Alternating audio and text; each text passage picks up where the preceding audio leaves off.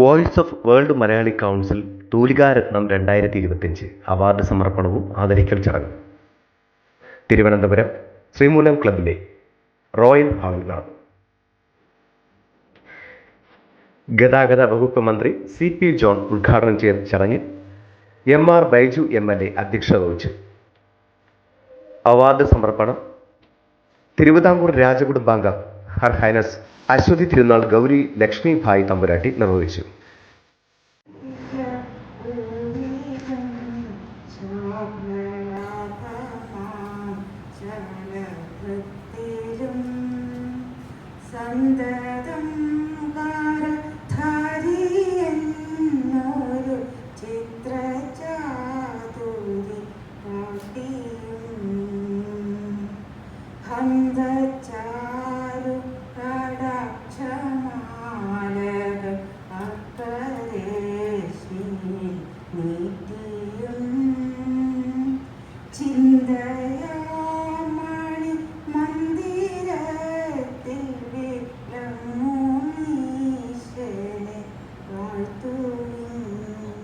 Voice of world Malayali council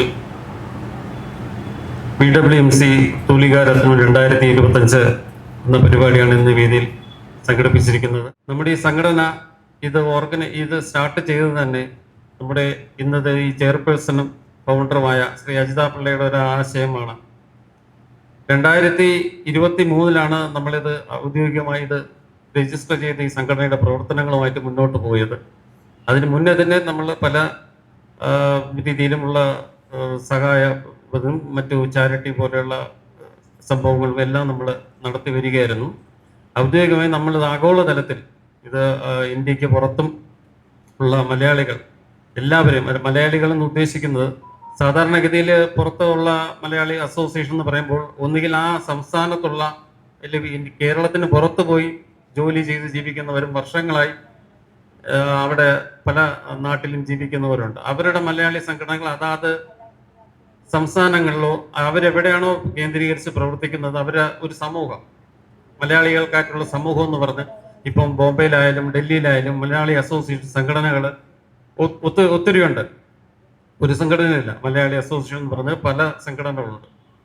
നമ്മൾ അതിനെക്കുറിച്ചൊക്കെ മനസ്സിലാക്കിയതിന് ശേഷം അതിൽ നിന്നും വളരെ വ്യത്യസ്തമായ രീതിയിൽ ജനങ്ങൾക്ക്, അതായത് മനുഷ്യർക്ക് എന്ത് ഉപകാരപ്രദമായ കാര്യങ്ങൾ ഒറ്റയ്ക്കൊരു വ്യക്തിക്ക് ചെയ്യാനുള്ള പരിമിതികളുണ്ടാവും.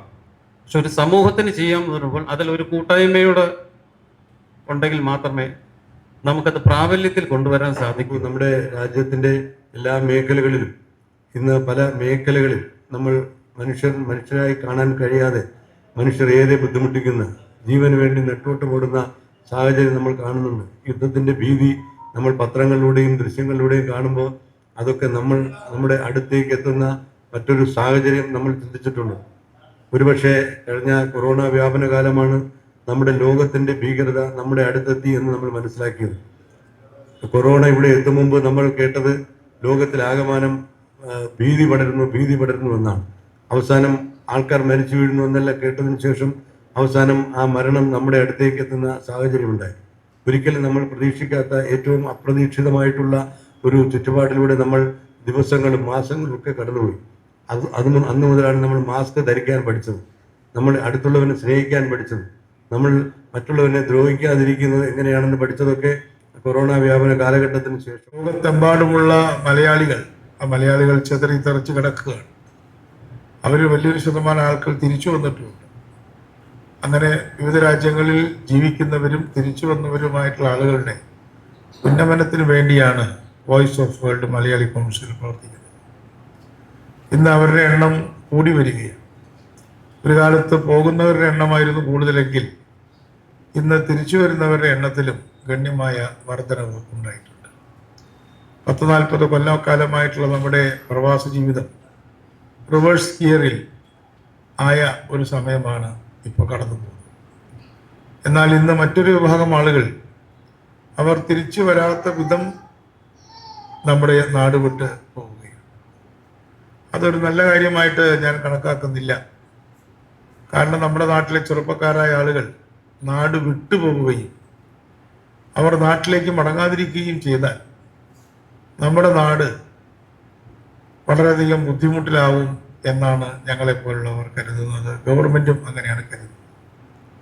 അതുകൊണ്ട് പഠിക്കാനും തൊഴിലെടുക്കാനും മറ്റു നാടുകളിൽ പോകുന്നത് നല്ലതാണ്. പക്ഷെ അവിടെ അവർ പോയി കഴിഞ്ഞാൽ അവർക്ക് തിരിച്ചു വരാനുള്ള ഇടമായി.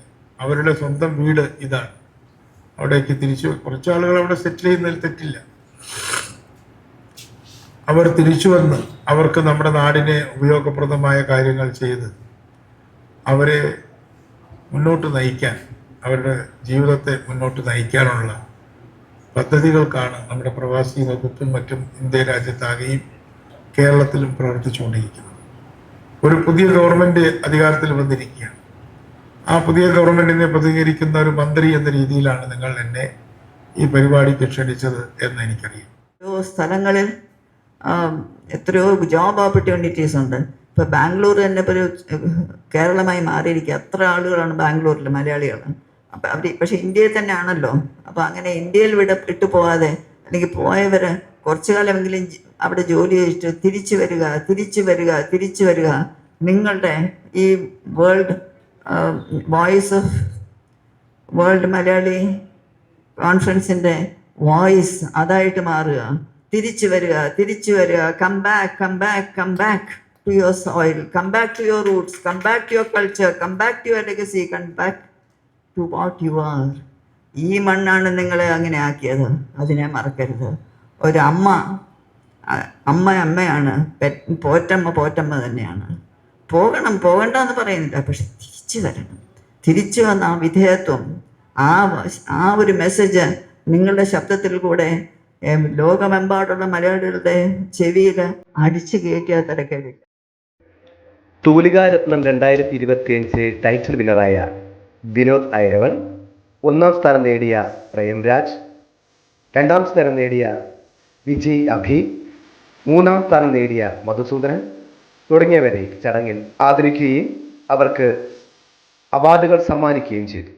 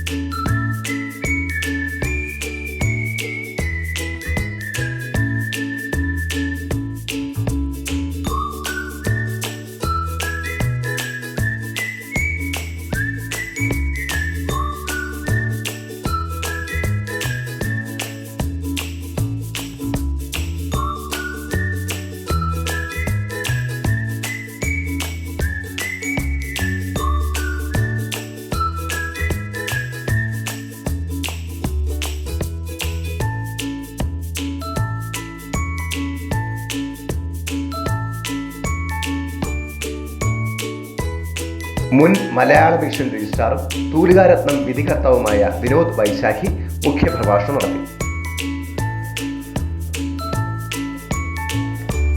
Voice of world Malayali council treasurer Atheesh Nair നന്ദി രേഖപ്പെടുത്തി.